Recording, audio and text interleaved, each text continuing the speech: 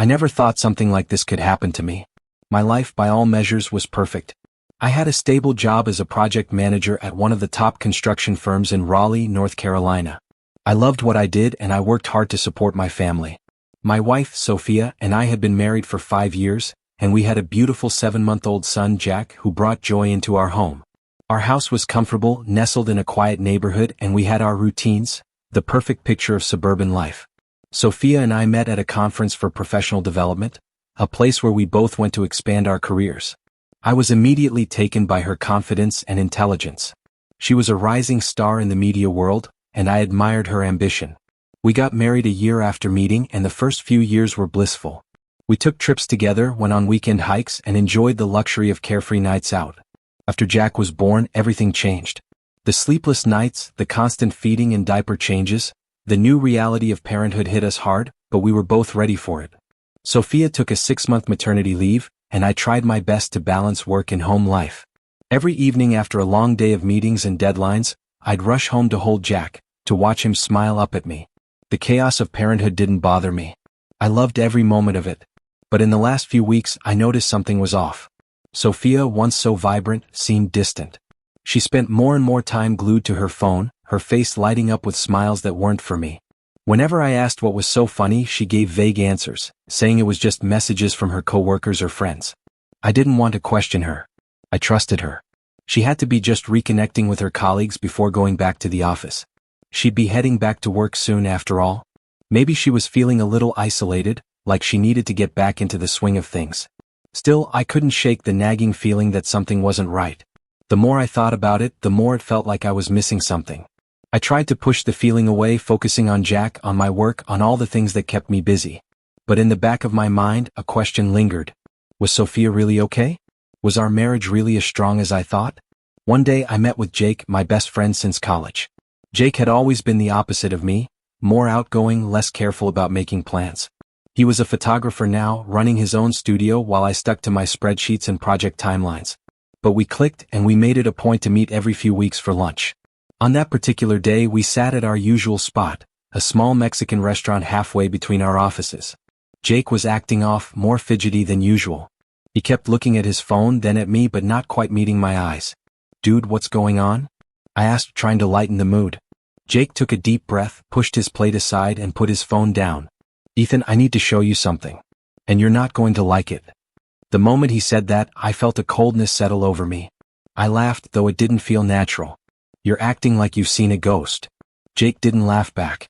Instead, he pulled his phone out of his pocket, unlocked it, and after a long, drawn-out pause, turned the screen toward me. My stomach sank when I saw the picture. Sophia. At a fancy restaurant, the kind we never went to, a place I'd only ever seen in the city's most upscale dining guides. She was sitting with a man I didn't recognize, leaning in close, her hand on the table. And his hand was on hers, a simple, intimate gesture that spoke volumes. I didn't have to look closely to see the connection between them. There was no mistaking it. They weren't just friends. The photo made my blood run cold. "Where did you get this?" My voice was rough, barely above a whisper. Jake hesitated, clearly not wanting to be the one to break this to me, but he finally spoke. "My cousin Carla works as a hostess at that restaurant. She sent me this photo last night. She's seen them there several times.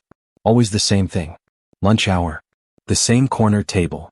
I couldn't speak for a moment. My mind was racing, trying to piece everything together. Sophia had said she was meeting some work friends. But the more I thought about it, the more it didn't add up. I took Jake's phone, zoomed in on the photo, and saw the timestamp, Thursday, 1:20 p.m. That day. The day she had told me she was out for lunch with colleagues. I remembered everything about that day. I had stayed home, working remotely, taking care of Jack, giving him bottles, changing his diapers while Sophia was out with him. I thought she was at lunch with friends. But she wasn't. "Who is this guy?" I asked, returning the phone to Jake. Jake shook his head.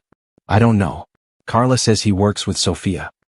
He's from her company, but that's all I know." I felt a wave of nausea wash over me. My mind couldn't process it fast enough. I threw enough cash on the table to cover the meal, barely noticing what I was doing, and stood up. "I've got to go," I said, walking toward the door without waiting for Jake to respond. "Ethan, wait. Think before you do anything." Jake's voice reached me, but I didn't stop. My head was spinning, my heart pounding with a force I could actually feel in my temples. I had to get home. I had to confront her. I left the restaurant, my stomach in knots, my mind a blur of confusion and anger. This was the moment my life was changing and I couldn't quite understand why. When I got home, I didn't know what to expect. But nothing could have prepared me for the look on Sophia's face when she saw me. As soon as I stepped into the house, the silence hit me. The usual sounds of our home, the soft hum of the fridge, the distant murmur of the TV, Jack's soft breathing as he napped, all felt off. It felt heavier than normal, like the air itself was holding its breath. Sophia was sitting on the couch, her phone in hand, and Jack was peacefully asleep in his stroller beside her. She looked up at me as I entered, her expression a mixture of surprise and confusion. "Babe, what are you doing here?" she asked, sounding almost too casual, like she hadn't just betrayed everything we'd built. "I thought you had meetings until 5. I didn't answer right away. I just stood there, staring at her, trying to reconcile the woman I had married with the woman I had seen in that photo. How was it possible that the person sitting before me, holding our child's stroller and scrolling through her phone, was the same person who had smiled so intimately with another man just days ago? The calmness I felt in that moment was almost terrifying. I pulled out my phone and opened the photo Jake had sent me. I walked over to the coffee table and placed it down in front of her, the screen facing up. "Why don't you tell me who he is?" I asked, my voice eerily steady. Sophia froze, her eyes darting from the phone to me and then back to the phone again. I could see the exact moment her face drained of color. Her hands shook as she reached for the phone, her expression shifting from confusion to fear. She opened her mouth as if to say something, but nothing came out at first. Then after a long pause she finally spoke. "Ethan, I can explain." I felt the anger rising in my chest, like a slow, steady burn. "Explain?" I repeated, almost laughing bitterly. "Explain what? That you've been lying to me for weeks? That you've been spending your lunches with him, laughing, touching hands, while I'm here taking care of Jack?" Sophia stood up suddenly, her hands outstretched as if she were trying to reach me to calm me. But I couldn't be calmed. The rage inside me was a living thing now. "Ethan, it's not what you think," she said, her voice pleading. "He's just a coworker, James. We work together in the marketing department. He's been helping me catch up on projects before I go back to the office. That's all it is. Just work." I shook my head in disbelief. "A coworker who puts his hand on yours like that?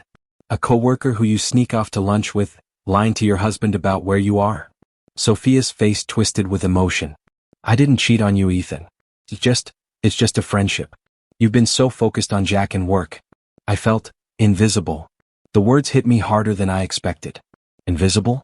Was that really her excuse? That she had been ignored, so she found solace in someone else?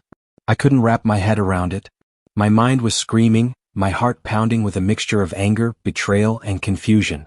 "I'm sorry you felt that way," I said, my voice thick with frustration. "But that doesn't give you the right to go behind my back. You're supposed to be my partner, Sophia. You should have come to me, talked to me. But instead you chose to lie. You chose to meet him, to make excuses, to hide it from me." Sophia stepped forward, trying to close the gap between us, but I took a step back. "Don't," I said, my voice sharper now. "Just don't. You've already crossed the line. You knew exactly what you were doing." Tears welled up in Sophia's eyes. "Ethan, please. It's not what you think. I'm sorry. I never wanted to hurt you. I was just lonely. You've been so focused on everything else and I felt like I was losing myself. I thought I needed someone to talk to." I felt a pang in my chest. I understood loneliness. But this wasn't loneliness. This was betrayal. The anger I felt wasn't just about the photo or the lies. It was about the way she had dismissed everything we had built together, everything we had worked for, as if it meant nothing. I looked at Jack, asleep in his stroller, completely unaware of the storm raging in the room. My son, my beautiful boy, was the only thing that kept me from completely losing it. I took a deep breath and steadied myself. "I've had enough, Sophia," I said, my voice low. "I'm leaving. I need to think. I'm going to stay at my mom's for a few days." Sophia's face crumpled. "Don't take Jack. Please," she begged, her voice trembling. I looked down at Jack, then back at Sophia. The weight of what was happening, the crushing finality of it, made everything feel heavier. "I'm not taking him now," I said quietly. "But don't think this is over. I'll be back to figure things out, but what you did, it's not something I can just forget." Without saying another word, I turned and walked out the door. As I drove away, I felt a strange mix of numbness and disbelief. My life, everything I thought I knew about my marriage and my family, was shattered in an instant. But the thing that hurt the most wasn't the betrayal. It was the realization that I had allowed myself to believe the lies for so long, to ignore the signs that something was wrong. And now there was no going back. The drive to my mom's house was a blur. I could barely remember the route, only the tightness in my chest and the pounding in my head. I needed to escape, to get away from the house, from the lies, from Sophia. I needed to clear my mind, but it felt like everything in my life had been ripped apart in an instant. I arrived at my mom's house just before dusk. She welcomed me with open arms, sensing immediately that something was wrong. After I told her what had happened, she just held me, not saying a word. There was nothing to say, really. I was devastated, confused, and angry all at once. For the next few days I stayed with her, trying to wrap my head around everything.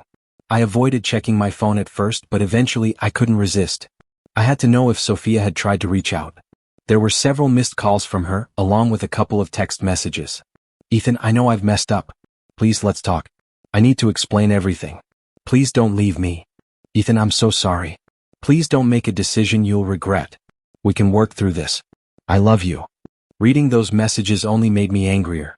Well, how could she say that when she had been lying to me for weeks, sneaking around behind my back? I felt a wave of nausea and I threw my phone down on the coffee table. I didn't want to hear it. There was no apology that could make this right.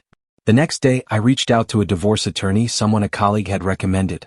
Robert Chin was a no-nonsense family lawyer, and after hearing my story and looking at the evidence, he told me that I had a strong case for divorce. Emotional infidelity wasn't easy to prove, but with the photos, the texts, and the fact that Sophia had been lying to me for weeks, we could build a solid case. I didn't want to believe it. I didn't want to face the fact that my marriage was over, but I also knew I couldn't keep living in this lie. I had to do what was best for Jack, for my future. I couldn't let Sophia's actions define me.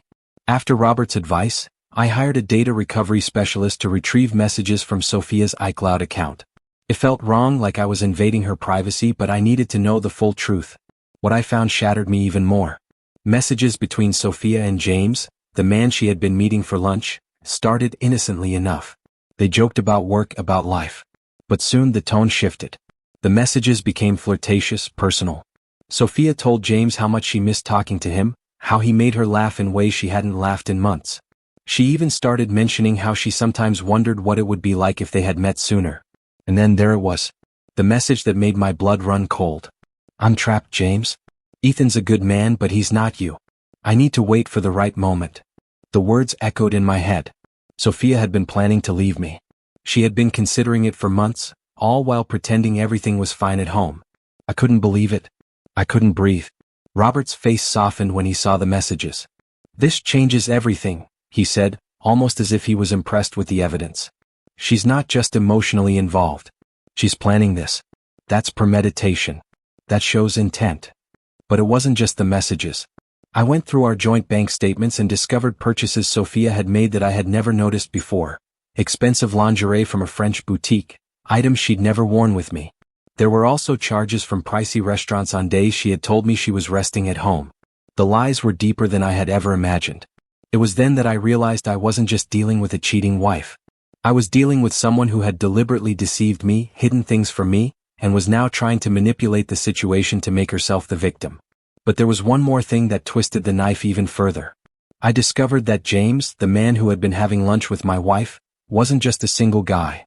He was married with 2 young kids. His wife, Melissa, had no idea what he was doing during lunch hours. I knew what I had to do. It wasn't just about me anymore. Melissa deserved to know the truth just like I did. I couldn't just sit back and let her continue living a lie. I made the call to Melissa. She was understandably shocked when I told her everything, about Sophia, about James, about the photos and the messages. She didn't cry, not at first, but I could hear the tremble in her voice. She thanked me for telling her and hung up. Later that night, I found out that Melissa had confronted James. The argument was so loud their neighbors heard it. Melissa was a teacher and she knew exactly what to do. She took the evidence I had shared with her and filed a formal complaint with the Human Resources Department at the company where both James and Sophia worked. Within a week, the company took action. James was fired for his involvement with a subordinate and for using corporate cards to cover personal lunch meetings. Sophia wasn't let off the hook either. She received a formal written warning and was placed on probation. Meanwhile, the divorce proceedings moved forward. I stayed at my mom's house for a few weeks, giving myself time to breathe and think. Sophia had tried to fight for primary custody of Jack, claiming she was the one who had stayed home with him for the first 6 months, but Robert and I weren't backing down. We had evidence that Sophia was emotionally unstable and deceitful. I was determined to make sure Jack had a stable home. The day of the custody hearing, I sat in the courtroom, my heart pounding. I was prepared to fight for what was right. The judge, a stern woman named Harriet Morrison, listened intently to both sides, reviewed the evidence, and then made her decision. Mrs. Roberts, you placed an extramarital relationship above your responsibilities to your son, the judge said, her voice calm but firm. The evidence shows a clear pattern of deception, dishonesty, and disrespect. Primary custody is awarded to Mr. Roberts. Sophia was shattered. She tried to reach out to me after the hearing, begging for a second chance, not as my wife but as a co-parent. But I wasn't ready to forgive her. I couldn't forget what she had done. That night, I went back to the apartment I had rented, feeling numb but somehow relieved. The worst part was over. But I knew I still had a long road ahead of me. The days following the custody hearing were a blur. My mind was still reeling from everything that had happened, but there was one clear truth in my head. I had to focus on Jack. He needed me. He needed stability, and above all, he needed love. I couldn't afford to let the bitterness of my broken marriage seep into my relationship with him. The first few weeks in the apartment were difficult. I hadn't expected it to be easy, but nothing could have prepared me for the emotional toll. Jack was still so young, and he had been used to the house we shared with Sophia. Now everything was different. He had his own room, his toys scattered around the apartment, and yet something was missing. I could see it in his eyes, the confusion that only a child could express so openly. But every time I looked at him, I knew I was doing the right thing. For him, for our future. I spent my days balancing work with my new routine as a single dad. I cooked meals, bathed Jack, put him to bed, and then tried to keep up with the demands of my job. It was exhausting, but it was worth it. My mom helped out when she could, but she lived an hour away, so I often found myself juggling everything on my own. I tried to reach out to old friends, reconnect with people I had lost touch with during my marriage. One of those people was Emily, a preschool teacher I had met at a park one weekend when I took Jack out for a walk. She had been friendly, and we had chatted about parenting, life, and the challenges of raising kids. Over time, we exchanged numbers, and I found myself looking forward to our conversations. We started meeting for casual coffees at a nearby cafe, and the more I got to know her, the more I realized how much I had missed the connection with someone who truly understood. Emily was kind, patient, and had this calming presence that made everything seem a little less overwhelming. I wasn't ready to rush into anything, but I couldn't ignore the fact that I was starting to feel something. One evening, after about 3 months of getting to know her, I invited Emily to the apartment. I had been cautious, but Jack's reaction when he saw her was all the confirmation I needed. When Emily walked in, Jack immediately ran to her, his little arms reaching up, eager to play. I watched as she gently lifted him into her arms, and he giggled, something I hadn't seen in a while. It was in that moment that I realized, this was real. Maybe it wasn't perfect, but it was real. And it was something I wanted for the future. Meanwhile, things were still difficult with Sophia. She had moved into a small apartment on the other side of town, far from the life she had once known. I knew she was struggling. The guilt, the shame, it had to be overwhelming for her. But I couldn't afford to let that cloud my decisions. She had made her choices, and now she had to live with the consequences. She sent me text messages every few weeks, apologizing for what had happened, begging for a second chance. She wanted to rebuild what we had, but I couldn't. The trust was gone, and I couldn't keep living in that cycle of lies. I had to protect Jack, and I had to protect myself. One afternoon, Sophia called. I almost didn't answer, but something in my gut told me to pick up. Ethan, she said, her voice shaky. I know I've ruined everything. But I want you to know I'm trying. I'm trying to be a better person. A better mom. I miss Jack so much. The pain in her voice hit me harder than I expected. I wanted to believe her, but how could I? How could I trust her after everything? I know you miss him, Sophia. But right now, I have to do what's best for him, I said, my voice steady but filled with sadness. I'm not going to make promises that I can't keep. I just want you to focus on getting better, on being the mom Jack needs. There was a long silence on the other end of the line. I understand, she finally whispered. I just want you to know, I'm sorry for everything. I'll never forgive myself for hurting you like this. I ended the call soon after, my heart heavy. I didn't know if Sophia would ever truly change. I didn't know if she could ever be the woman I thought she was. But for the sake of Jack, I had to believe she could get the help she needed, even if that meant we would never be a family again. Life went on. Slowly, I started to feel like I was rebuilding something. The apartment, though small, became a home for Jack and me. Emily and I continued to spend time together, our bond growing stronger each day. There were still hard moments and the loneliness sometimes crept in, but I learned to handle it. I learned to be present for Jack, to make sure he knew he was loved and cared for. One evening, as I tucked Jack into bed, I sat beside him and ran my fingers through his hair. "Good night, little man," I whispered. "I love you." Jack smiled, his small hand reaching for mine. "Love you, Daddy," he said, his voice soft and sweet. I kissed his forehead and stood up, turning off the light. As I walked out of his room, I felt a sense of peace settle over me. The road hadn't been easy, but it was mine to walk. And no matter how many setbacks I faced, I was learning to rebuild. One step, one day, one moment at a time. The phone buzzed in my pocket as I sat down on the couch. I glanced at the screen. It was a message from Emily. "Thinking of you. Good night." I smiled and texted back. "Good night, Emily. I'm glad I met you."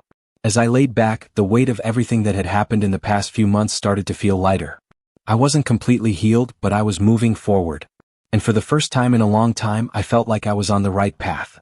It had been a few months since that first evening with Emily. Time seemed to stretch and shrink in odd ways. Some days felt like they lasted forever, while others passed in the blink of an eye. The days were filled with routine, but there was something comforting about the new normal I had created for Jack and me. Life felt less chaotic, even though everything had changed. Emily and I had grown closer, and it was clear to me that she wasn't just a temporary distraction. She was someone who truly understood the complexities of life, especially parenthood. It wasn't just that she was great with Jack, it was the way she saw the world, her patience, and her calm presence that helped me heal. It wasn't like the love I had for Sophia, but it was real in its own way. Emily made me feel seen, something I hadn't realized I had been missing for so long. One Saturday afternoon, Emily and I took Jack to a local park. The sun was low in the sky, casting long shadows across the grass. Jack was running ahead of us, laughing as he kicked a soccer ball around, his tiny legs carrying him with uncoordinated joy. Emily and I sat on a bench watching him. There was a peace between us, an understanding that we both needed time to heal and to let things unfold naturally. "Have you ever thought about what comes next?" Emily asked, her voice soft. She was gazing out at the trees, her fingers tracing patterns on the edge of the bench. I shifted slightly, feeling a pang of uncertainty. "What do you mean?" I asked, unsure where the conversation was going. "I mean, what happens when you're ready for more than just getting through the day?" she said, looking over at me now. "You've been through so much already. It's okay to think about what you want for the future, Ethan." I let out a breath, my thoughts drifting. The truth was, I hadn't really thought that far ahead. The past few months had been about survival. Getting through the divorce, dealing with the fallout, keeping Jack happy and healthy. But now, with Emily by my side and Jack growing up before my eyes, I realized she was right. I hadn't allowed myself to dream about what came next, about the future I wanted. "I don't know," I replied honestly. "I guess I'm still trying to figure out what my life looks like now. I didn't expect any of this. I didn't expect to be starting over, you know? But I know one thing, I want Jack to have a stable life. A happy life. And I want to be the kind of dad he deserves." Emily smiled at me, her eyes warm. "You're doing that already," she said. "But what about you, Ethan? What do you need? What makes you happy?" Her question hung in the air, and for the first time in months, I allowed myself to really think about it. What made me happy? It was a question I had avoided for so long. I thought about it for a few moments, and then I realized I had everything I needed in this moment. I had Jack, I had Emily, and I had my health. I had the ability to start fresh, to rebuild from the ground up. "I guess I need to allow myself to be happy again," I said, my voice quieter than usual. "I've been so focused on everything that went wrong, I forgot to think about what could go right." We both fell into a comfortable silence, watching Jack chase after the soccer ball again. I felt a sense of calm settle over me, a quiet realization that my life was beginning to take shape again. It wasn't perfect, and it probably never would be, but it was mine. It was real. And that was enough for me. Later that evening, as we walked back to the car, I felt a deep sense of gratitude for how far I had come. I thought about everything I had been through, the betrayal, the heartbreak, the anger, and how, despite it all, I was still standing. I had learned to love again, to trust again. It wasn't easy, and it wouldn't always be, but I had found a new path. I had found a way forward. As I buckled Jack into his car seat, I glanced over at Emily, who was still smiling at me, her eyes full of warmth. "Thank you," I said, my voice filled with sincerity. "For everything. For being here." Emily reached over and squeezed my hand. "You don't have to thank me, Ethan. I'm here because I want to be. Because I care." In that moment I felt something shift. I wasn't just surviving anymore. I was living. I was learning to embrace the future, to let go of the past. There was still so much ahead of me, and I didn't know exactly where it would lead. But for the first time in a long time, I was okay with not knowing. I was okay with letting things unfold in their own time. As we drove home that evening, the sky was turning a deep shade of purple, and the world felt full of possibilities. My life had taken a sharp turn, and though I couldn't change what had happened, I knew one thing for sure. I was ready for whatever came next. I was ready to build something better. One step at a time. The road ahead wouldn't be easy. It would be full of challenges, of moments that tested me. But I knew I wasn't alone anymore. I had Jack. I had Emily. And for the first time in a long time, I had hope.